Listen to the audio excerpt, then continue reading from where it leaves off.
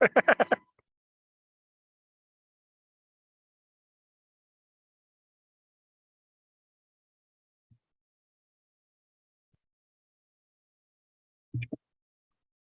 evening, everyone. Welcome to the City of Binghamton City Council Work Session, Monday, September 19th, 2022.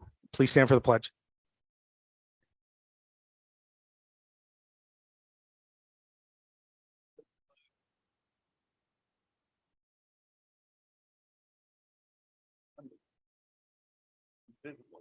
Liberty, justice for all.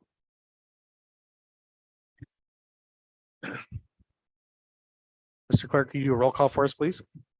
Yes, Councilman Scaringi is on military leave. Councilwoman Resnetti, Present. Councilwoman Riley, Present. Councilwoman Friedman is absent. Councilman Burns, Councilman Scanlon, Present. and President Strong. Present.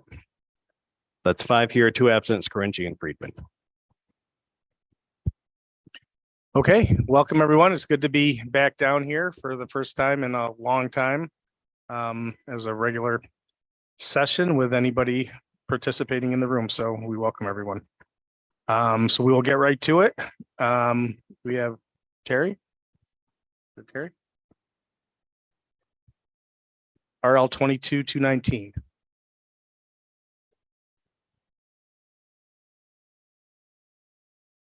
Is for our assessor wanting to purchase the remaining portion of her filing cabinets. She's had a vacant position, so we're moving money out of that line. I think it's about $3,800 into buying the remaining cabinets. Any questions?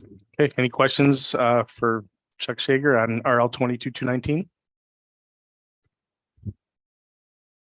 Okay, thanks, Chuck.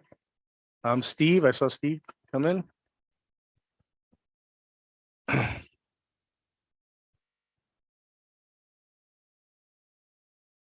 Okay, we have Mr. Steve Carson, RL 22-213. Is it green? Hear me now? Yes. Okay. Now we can hear you. Hi. So this is a modification to a capital project that had been originally approved for Roberson Museum. Originally, City Council had approved modifications to their parking lot. Unfortunately, they sort of rushed ahead before all the HUD regulatory requirements could be met. So they did approach us with a new idea. My understanding, the bluestone panels on the sidewalk on Front Street, I believe, are in bad repair, are falling, and do present a safety issue to the neighborhood. And so they would like to use the funds that we were originally going to award to the parking lot improvements, which was also a safety issue, to the sidewalk improvements instead. Okay, any questions or comments for Mr. Carson on RL 22-213? Are they replacing bluestone with a bluestone or? I believe they're doing it in kind. We're still waiting on SHPO to give a final approval on it. Generally, yeah, if it's a historical structure, it has to be in kind.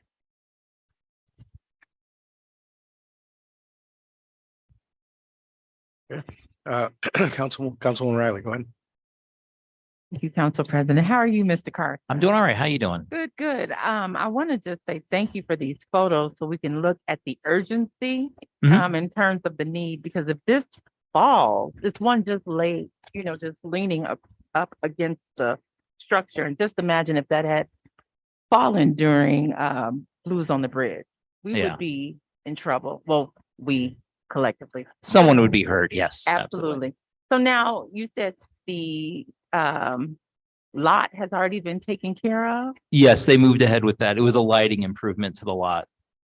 and did the city support that? We were originally going to, but they just through confusion had jumped ahead before all the requirements had been met, so we could not cover it afterwards. Okay, thank you.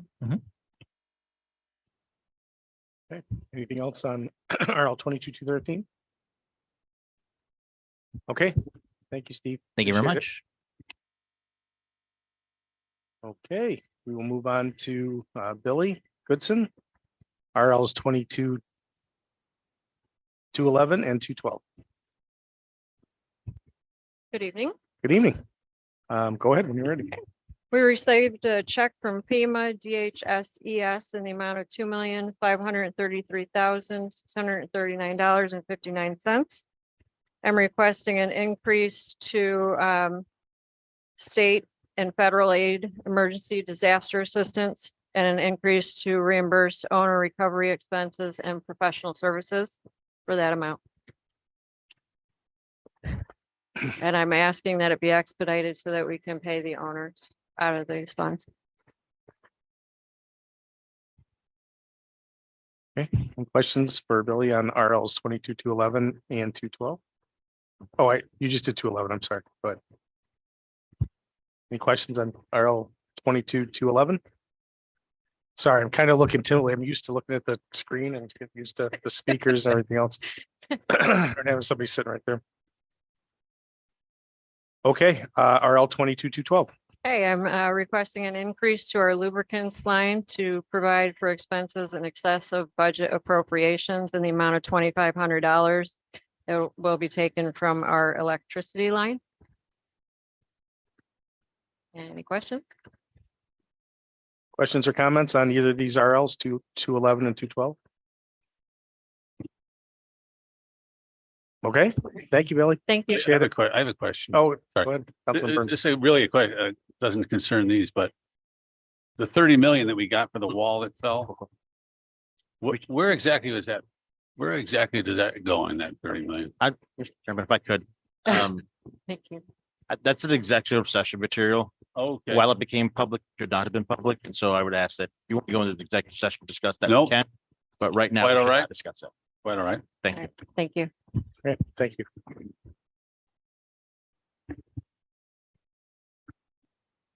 Okay, Mr. Shager, back. RLs 22-214 and 229. 22-229, 14 and 229. I'm gonna start off on RL 22-214. I'm only gonna respond about where the money's coming from. You're gonna discuss this more in executive session later. Yes. Um, There's roughly, I believe it's $1 million coming from the insurance fund balance to pay for the remaining portion of this.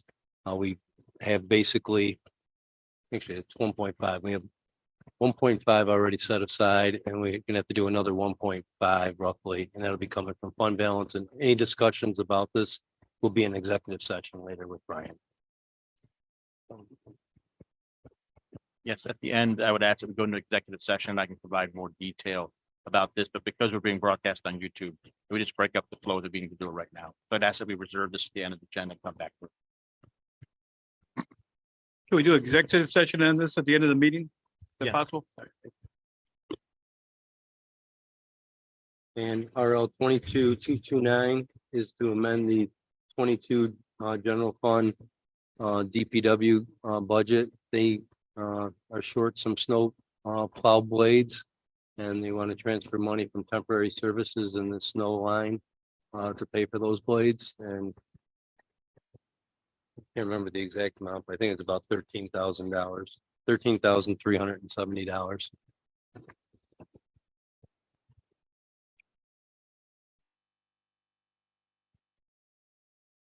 Yep, 13,370. Unfortunately, that time is coming. Any questions for Mr. Shager on RL 22-214 or I guess we'll do 229, 214 later to RL 22-229. Councilwoman Riley, go ahead. Thank you. Mr. Shager, how are you? Good. So this 13,370 is going, because we bought new plows. Yes, but on the plows themselves, do you have like the plows that push the snow? Right, but we're buying new plows, so we're not fixing those. No, No. and even if they're new, there's little blades that go on the bottom of the plows that scrape along the road. They Mhm. get beaten up and eaten up.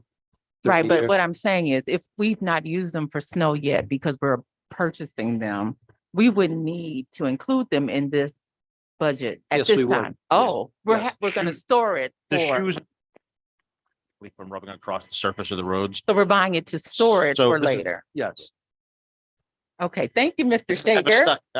I'm sorry. No worries.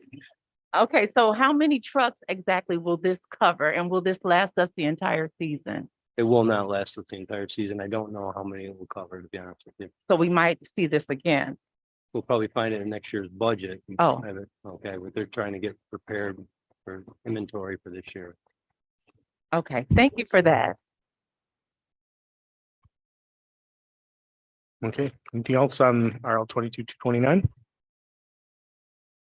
Okay, thank you. We have Mayor Cram. RL 22-218.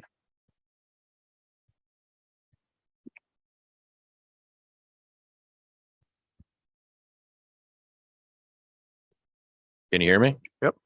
Okay.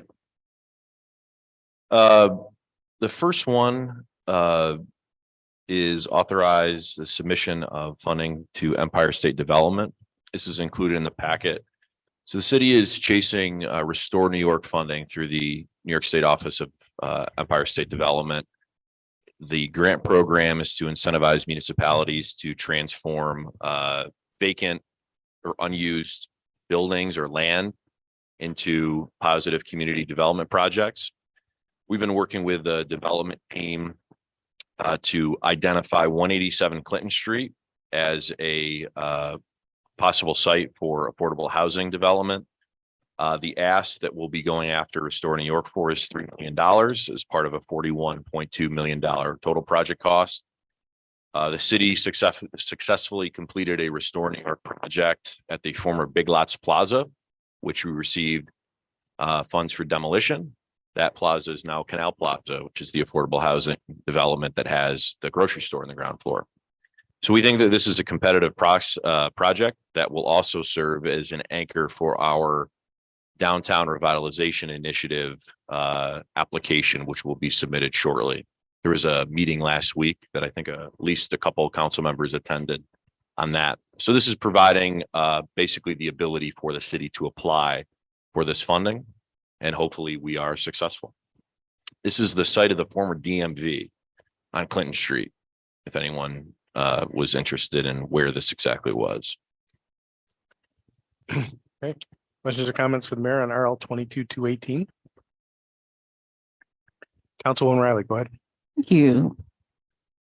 Feel free to jump in, you guys.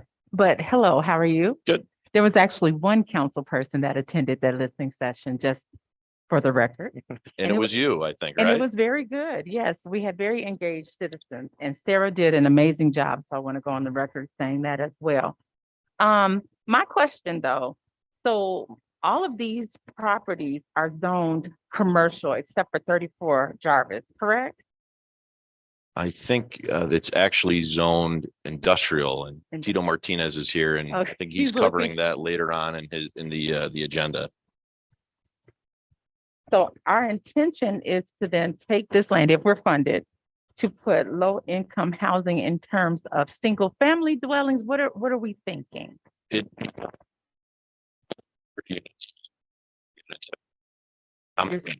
You're going out. 1, 2, and 3 bedroom units. So a mix of housing types.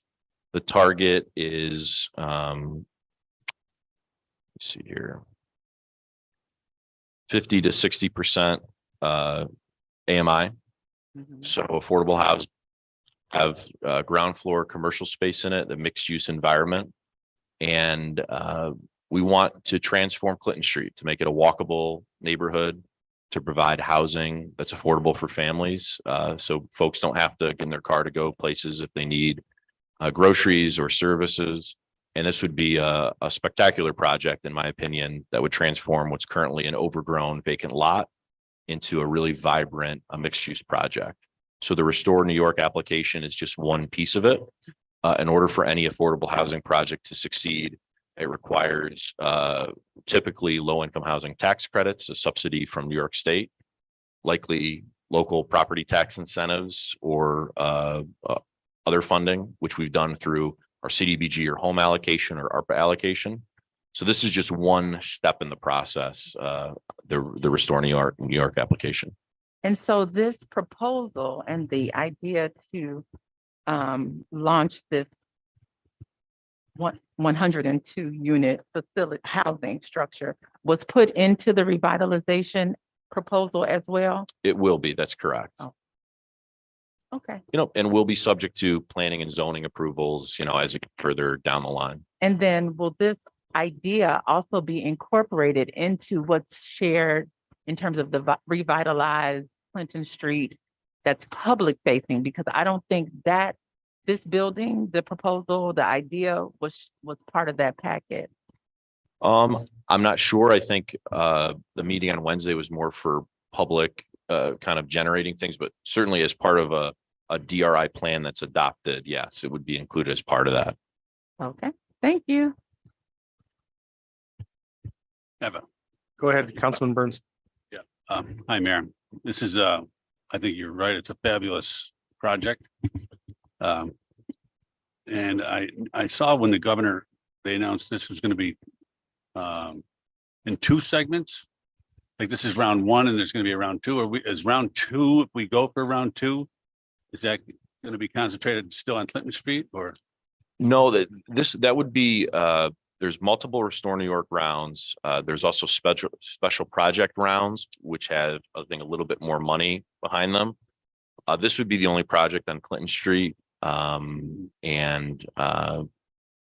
think would be our strongest application as part of this round. Again, Restore New York can be used for a lot of different purposes. And if you look at vacant commercial spaces throughout the city, certainly on the north side, for example, I think there's ample opportunity in future rounds if we get control of some strategic sites. Mhm. Yeah, thank you. Great work. And the Vines thing today, that was terrific. Yeah, that'll be a great project for that neighborhood. It's on the agenda tonight that Megan can speak a little bit more about. I won't steal her thunder. Okay. Thanks. You're not mic'd up. Okay. Anything else for the mayor on 22-218? Okay, let's go on to 22-225. Sure. So 225 and 226 are related. It's the same grant program. WIA, which is water improvement infrastructure. It's basically authorizing the city to apply for two grants dealing with wastewater and storm water infrastructure. The first is a grant for replacement of the sludge extraction system, an update at the water treatment plant. Waste from sludge extraction is currently handled by the joint sewage treatment plant, which is not good for the plant. And we want to find a way to get the sludge out of the the water filtration plant. So we don't have to pay for costly annual hauling of that offsite. This is a project that will only move forward with grant funds. So that's grant application number one. Grant application number two has to do with replacement of the sixth ward.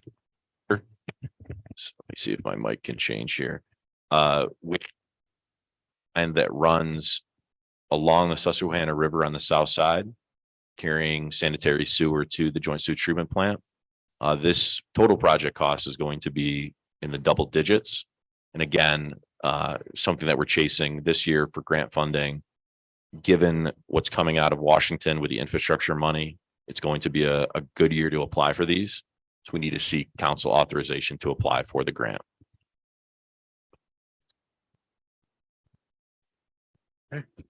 Questions or comments for the mayor on RL 22-225 and 22-226?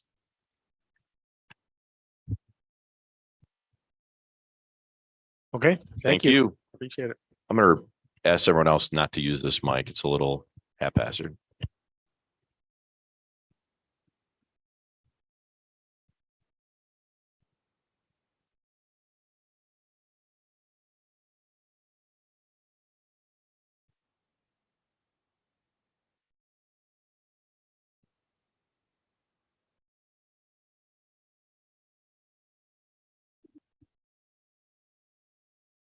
Come on right up. All right, Megan, go start. You have a 1, 2, 3, 4, 5. So just go in the order that's best for you. Just tell us which one you're doing if you want to go in order Okay. or not. It's fine. If you don't mind, I'll start with I'll start with the Vines RL since Amelia's here with us. Okay. So that's RL 22 dash 227 and 22 dash 228. So the first of those will allocate $300,000 in ARPA funds to Vines for a new downtown Binghamton headquarters. And the second of that authorizes the mayor to enter into an agreement with Vines for use of those funds. Vines plans to break ground on a 4,000 square foot building next year on Susquehanna Street, which is right near their urban farm. The building will include offices, a kitchen, community space, and it'll be the first net zero energy building in the city of Binghamton. I'll turn it over to Amelia for more of the details. Sure. So we're excited that to continue on with this project. We had previously purchased 157 Susquehanna and 1 Fayette Street from the city for this project. And obviously with the pandemic, we saw building prices really just kind of go through the roof. And so we took some time to regroup and look for additional sources of funding to allow the project to go forward. And the mayor has graciously proposed committing these funds to the project so we can move it forward. Being in that neighborhood is really important to us because it's really our home. It's the neighborhood where we first got started with our first community garden, and being within walking distance of the urban farm is extremely important to make sure the building can be utilized well by our youth program. So our youth can walk back and forth between the building and the urban farm. So I guess I'll leave it there and see if anybody has any questions. Any questions for Megan or Amelia on RL 22, 227 and 228? Go ahead. The project, what's the You got your, turn your- particular project? Can you hear me? no. Hi, can you hear me? How come? Can you hear me now? You gotta speak right into it. How are you? Good to see you. So just wondering about the time frame for this particular project. If you can talk to us a little bit about that. The timeframe, we plan to break ground in the spring of 2023, so March, April, and it should be about 18 months of construction, with the goal being to be in the building by the end of the summer of 2024. Exciting.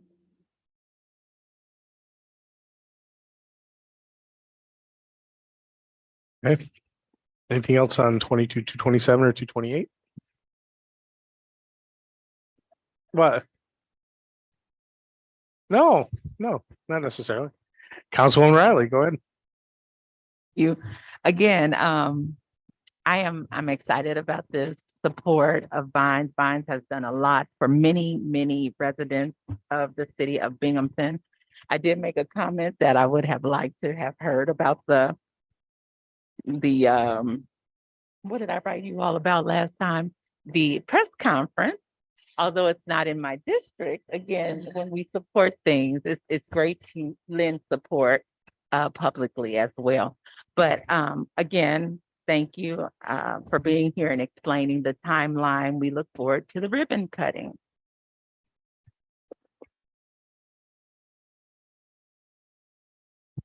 Okay. Anything else for Megan or Amelia on these? All right, thank you. Sounds like a great project. Looking forward to it. Okay, Megan, go back to 220 and work your way down there.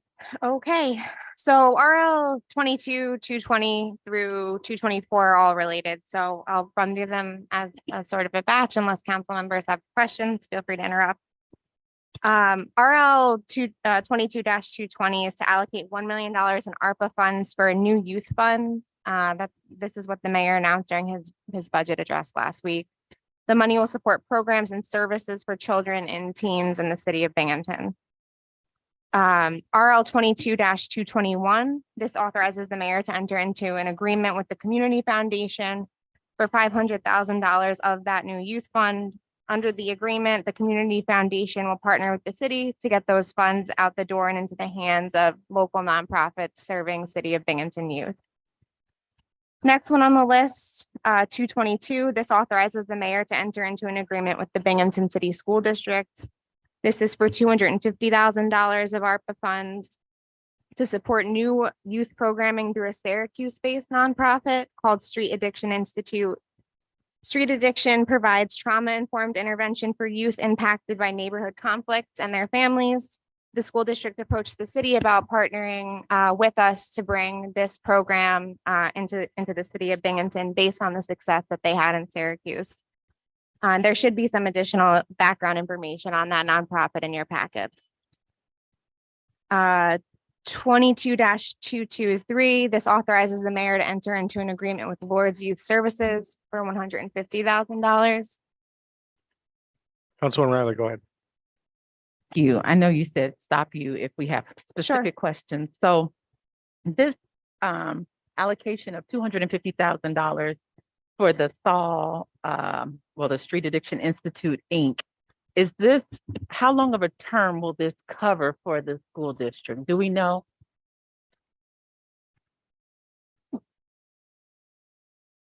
Okay, so then how will, if successful, do we know how they plan to sustain the program? Are we going to continue the relationship with the school district in this manner? I think it will depend on how the program goes. The school district applied for a grant funding to contribute to the program as well. I know they plan on throwing some funding into it, so I'm sure it will be based on an assessment of how the first year or two goes. Okay. Sure. Go ahead. There, okay. So I'm just wondering, the Street Addiction Institute, are we going to get more additional information from these folks regarding some, what it is, that they do? For example, when I'm looking at, providing non-traditional prevention intervention, what does that really mean? What that might look like? I'm just wondering if they'll be able to provide us with information. I'm curious. Sure. So that the information in your packet comes from their website, which has a little bit more of the specific programs that they do. I imagine that once we enter into an agreement with the school district for funds, there will be an MOU with more details that we'd be happy to share. Go ahead. Councilman Riley. So in terms of the needs that the school district has proposed or brought to the city, this was priority number one, this partnership? This was a top priority. The superintendent came to the mayor directly on this. Okay, with this as this prioritized Yes. as number one. And again, this is not a partnership. We'll then just cover it and they will be responsible for the oversight. That's correct. This will run out of the school district. Okay, I believe out of the high school specifically. okay, so that's the target audience. Yes. And we can request more information about this. Yeah, I can send along the link to the Street Addiction Institute website, which should have their direct contact info And too. including Tanya's, superintendent, the superintendent's decision to partner with this organization. Why this organization and what are the intended goals? I guess That's you'd have all. to speak with her directly on that. But she approached us specifically about this nonprofit. She had heard about them and the work that they're doing up in Syracuse, and the successes that they've had up there working with the school district there. Okay. Thank you for that clarification. You're welcome. And let me just say, the reason why, as you know, everyone around this table has probably received emails about the potential closures. And when we allocate funds, the neighborhood is going to say, why would we do something over the other? And so they want to know, again, some of the rationale behind the decisions we're making. And that's why I'm asking, because again, how did we come to this decision? How does it factor? And all those questions we get. Sure. Thank you. Okay, go ahead. Okay. RL 22-223. The next one down is authorizing the mayor to enter into an agreement with Lord's Youth Services. This is for $150,000 of ARPA funds for after-school programming, targeting East Middle School students and their families to improve attendance and other outcomes. In your packets, there's information with more details on the specifics of that program. And finally, RL 22-224. This is authorizing the mayor to enter into an agreement with the Boys and Girls Clubs of Binghamton. This is $100,000 for capital improvements supporting youth services at the center. The nonprofit plans to use the funds for upgrades to their gym, the baseball field outside on their property, and for the purchase of a van to transport the club members.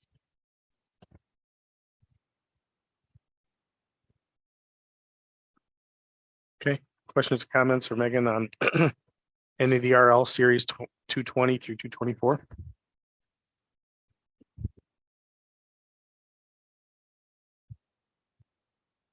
Okay, thank you.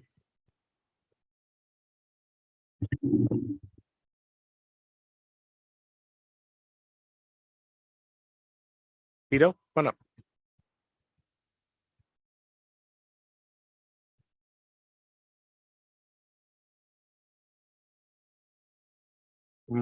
Good evening. You got 215, 216, and 217.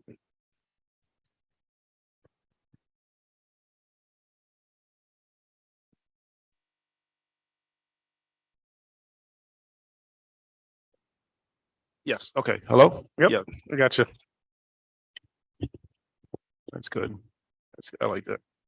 So the first RL is to define cannabis related businesses in the zoning ordinance and allow them in certain districts. There would be 3 business types, industrial, retail, and on-site consumption, and they would be allowed in certain zoning districts accordingly. The planning commission did not recommend any changes to that legislation, so they recommended approval as written.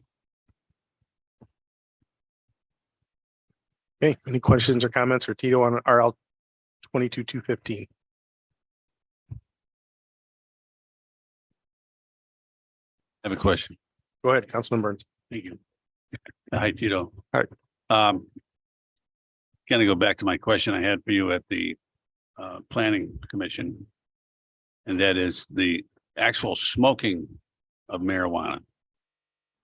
And just so people watching at home or whatever, I want to go over my concern, and that is that when the Clean Air Act came out, there was which stopped any restaurants or anybody smoking in public. And restaurants owners, many of them said, well, I want smoking allowed in my restaurant, so people just don't have to come here. And the state said, no, can't do that because of the employees. The employees, they said about the employees, well, they don't have to work here. And they said, well, no, because now you're having people have to choose between employment and their health. So my concern is if people are actually going to be smoking marijuana in these places, the CDC has on their page that pregnant women should not be breathing in marijuana smoke.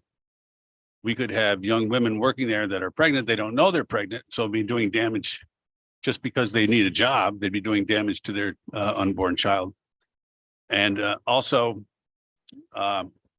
we always encourage young people, if they're going to go out drinking, that they should have a designated driver. Well, if people are going to be smoking marijuana in these places, that designated driver would have to wait out in the car. And I just think that we'd be encouraging people to be driving while high. If we're going to allow places to, smoke the actual smoking. So I did speak to one office that that had a disagreement with what you were saying. They were saying, no, they're going to allow smoking. And I know at the commission, you said that they weren't going to allow smoking. So I'm just trying to figure out where we stand on it. So those regulations are still changing. We get updates from the state regularly and they're continuously making changes. It's not clear, at least to me, whether or not smoking will be allowed in the on-site consumption businesses. The one thing that has been stated is that wherever tobacco smoking is prohibited, cannabis smoking will also be prohibited. Would they be able to pass a law and ordinance saying you can't smoke cigarettes here, but you can smoke marijuana? So then would they be complying with the law? I mean, with that, could they pass a law such as that? The law that was passed actually says that if tobacco is prohibited, marijuana is also prohibited. That's New York State law already. Okay, great. Thank And you so the much. regulations about where or what will be smoked under what circumstances it could be smoked in on-site consumption That's something that New York State will determine. Okay, thank you. Okay. Just for clarification, because this may be the first time that there's an amendment of 410, the zoning ordinance, as to both 215 and 216. If this gets signed out tonight, what we would ask is that when it comes to the floor, that it be set for public hearing for your folks to have public input as well before it gets acted on. But this is not expedited, so we have 2 weeks on both. Forgot what I had. I'm sorry. That is correct. There's no asterisk. I didn't realize. Sorry, you have the sign-in sheets or I haven't done that in a long time and I didn't realize they were sitting right next to me. I thought they'd be at the end coming around. So we're gonna have a lot of them coming.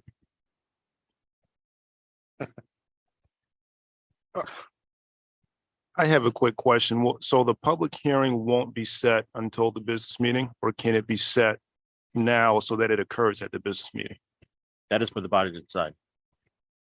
I have no issue if they want to set it for immediately for the next meeting. So you're asking if we can do the public hearing at the next business meeting? Yes, Not for whatever Wednesday, business but meeting it falls on. It's not Right, expedited. the next one for October 6th. We can do that. Mr. Clerk, we set a public hearing for the, Yes. Mr. President? Yeah. Point of order. Could we have the hearing and not vote on it the same night? Could we have a hearing so that the public can speak on it and that we can all think about what has been said? And rather than vote on it the same night that we're having a public hearing. Thank you.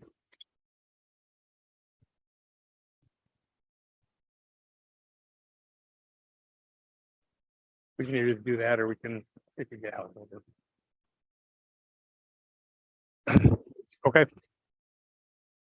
Go on to RL 22-216. Okay, so this legislation is for the most part the same legislation that's been out there that was sent to you all in early August. When we asked you to refer to the planning commission.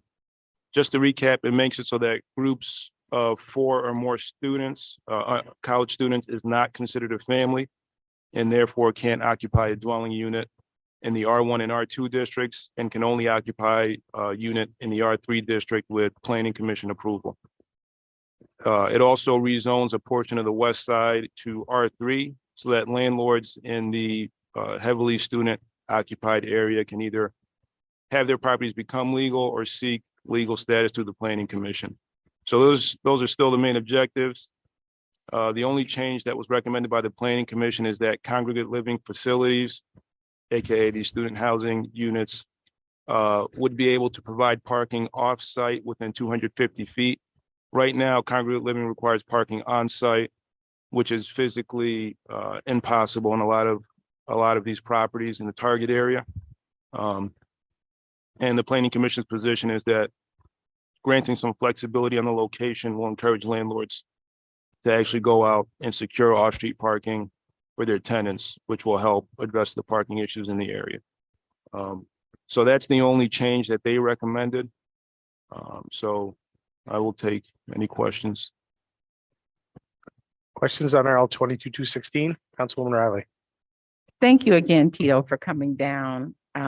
You and I have had a lot of discussions about this. Unfortunately, I don't think the map that was presented at planning is in this packet for those that may be watching, Okay.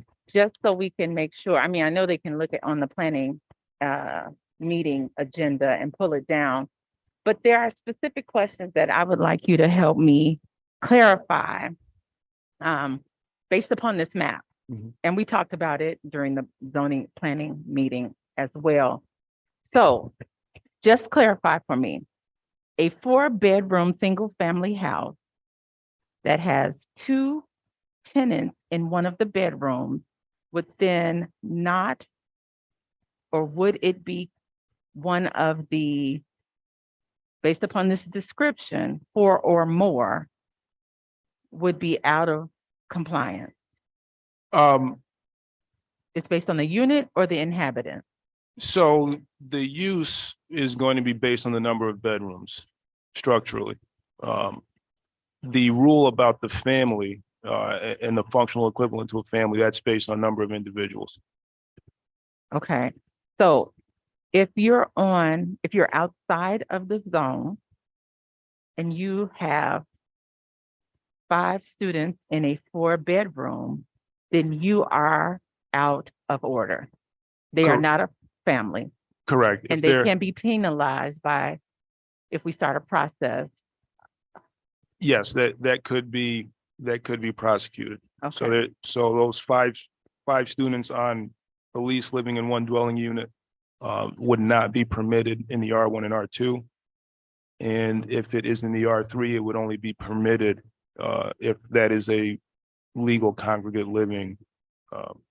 right. And it only becomes congregate living when it's 5 or more. 5 or more beds. If that's legally a 5-bedroom plus unit, that's one and the same as congregate living. Mhm. Congregate living can also be defined by a number of individuals who are not a family, who are unrelated, living together. So there's sort of 2 ways to get to Okay. congregate living. So the second one that you mentioned is when it's multi-unit family housing, and there may be 4 bedrooms on floor 2, 4 bedrooms on floor 3. That then is considered congregate living as well. If those are 2 separate 4-bedroom units, that's not congregate living. Okay, Because so it's number of beds per unit, Per unit. not per property. okay, So you could have a property that has, 10 3-bedroom units, and that's just a multi-unit dwelling. okay.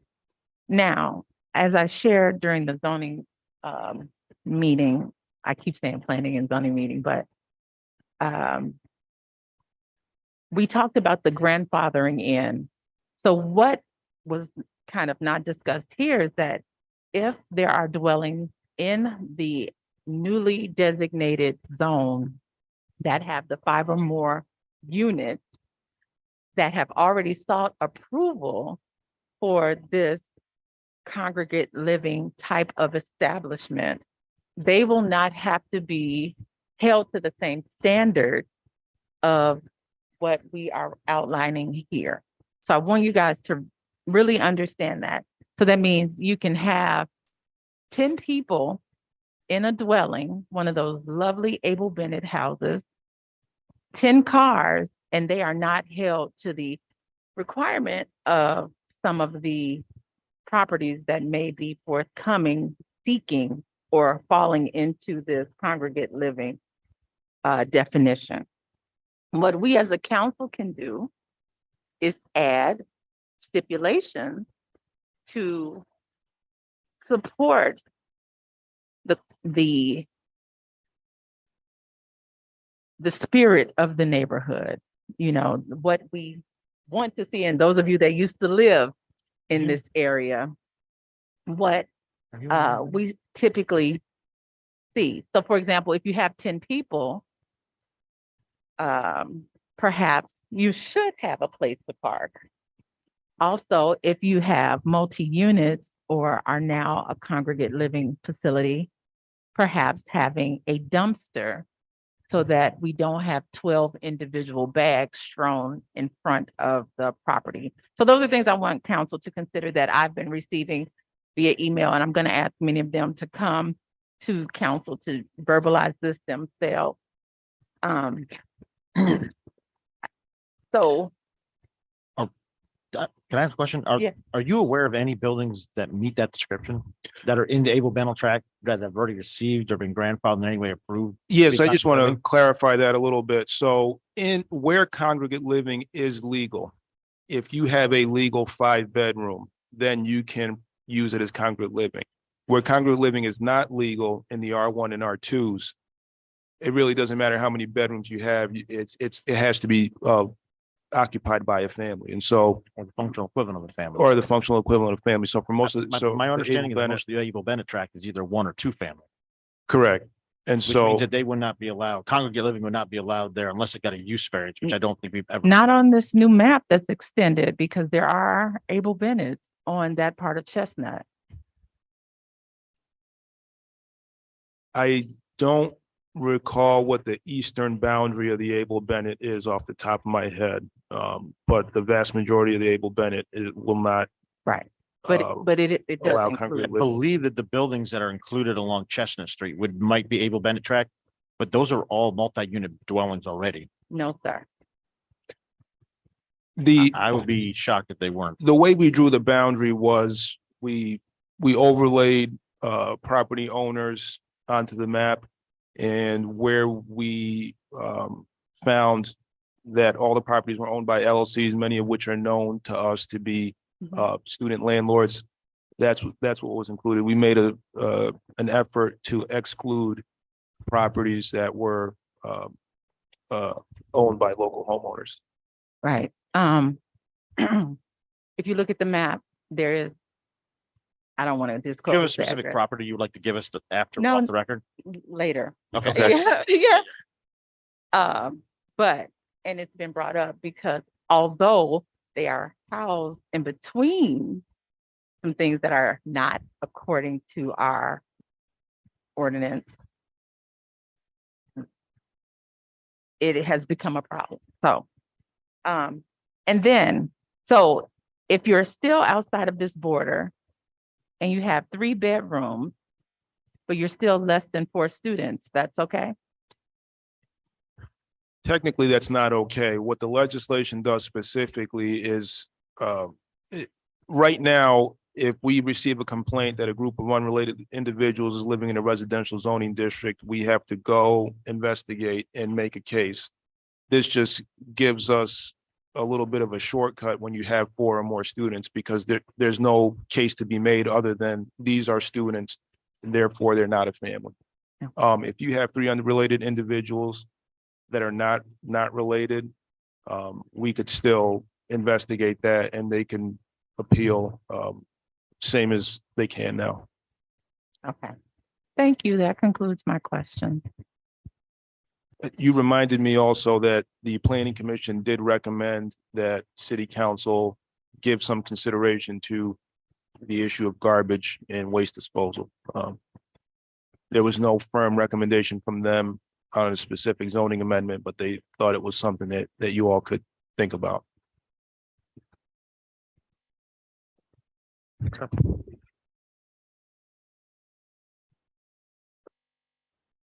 We consider that the next time, or what's the time frame that we should consider any alternatives to, is there any recommendations specifically? Like you said, to have a dumpster or other receptacle versus just blue bags for each resident. No, there was nothing specific, and it was something one of the members brought up and it got included in the motion, but What is it now to have? there's This has nothing, been an issue on my side of town too, with between right, some places that, there's no good place for a dumpster either, but yeah. when do they have to do it as it stands right now? They don't have to do it. What it does regulate is that when a property does have a dumpster, there are certain requirements that have to be met, but there's nothing requiring a dumpster in any specific case. So if you have a dumpster, it has to be in an opaque enclosure. It has to be on a pad, but there's nothing requiring dumpsters. I thought if it was above a certain amount, you had to, like a large multi-unit, couldn't have just blue bags out there. No, that's not. That's not true. To my knowledge, it's not in the ordinance, because there are other alternatives to, like private haulers and large bins and things like that. Okay. Councilman Riley. go But ahead. I can look into that. That's what I was about to ask. And Okay. if, I know you don't know the zoning ordinances or the code by heart, but if you can point it out to us where that is as well. Mhm.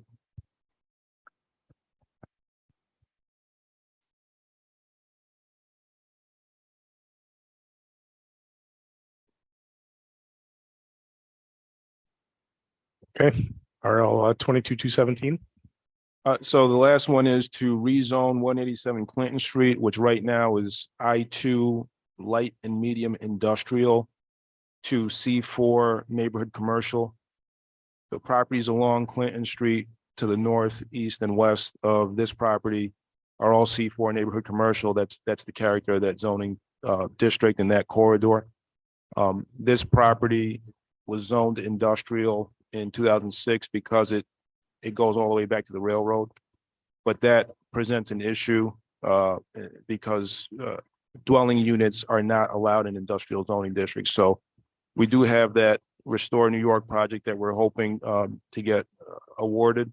But even if that were not the case, rezoning this to C4 neighborhood commercial makes this more developable and allows mixed use to be built there and allows housing to be built there. Okay, anything for Tio on RL 22-217? Okay, thank you. Thank you. Megan, you can come back up. I'm sorry. I usually pending legislation is last. I didn't see this last one on here when I looked at it before. But I just had to do that before, so I apologize. RL 22-230. Yes, okay, thank you. So this is for the emergency demolition of a fire damaged property at 44 Lake Avenue. There's a mistake in the RL here. Both of these lines should be increased. So we're increasing both the demolition line and the insurance recovery line because we expect to be reimbursed by the property owner's insurance company for the cost of the demolition.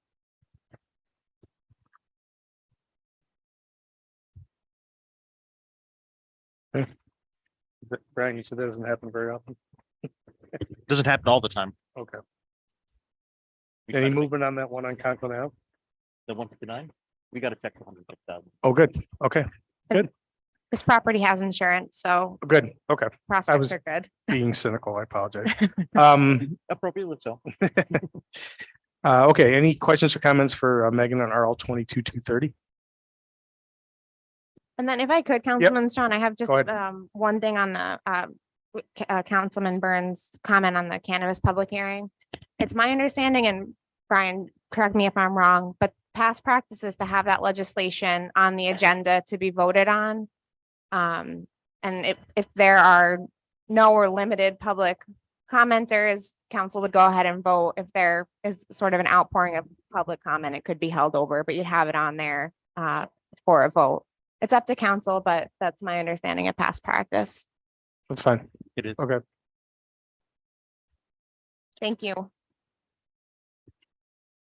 Okay, Mr. Clerk, Lee, do we have anything noteworthy on pending legislation before we go into our executive session?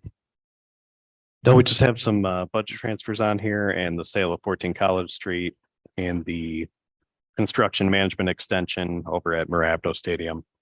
And then the ones that were expedited tonight. Okay, thank you. Anything on pending legislation for anybody?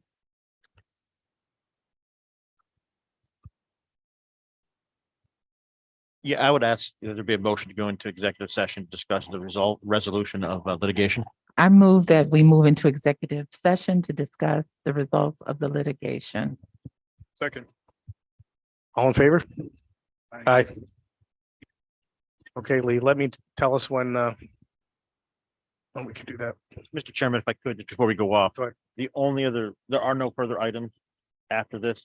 And so we will probably not turn this back on, other than to come back on and authorize me to take whatever action the board authorizes me to take. So that will be included in the minutes, but it probably will not be included in this video. Okay,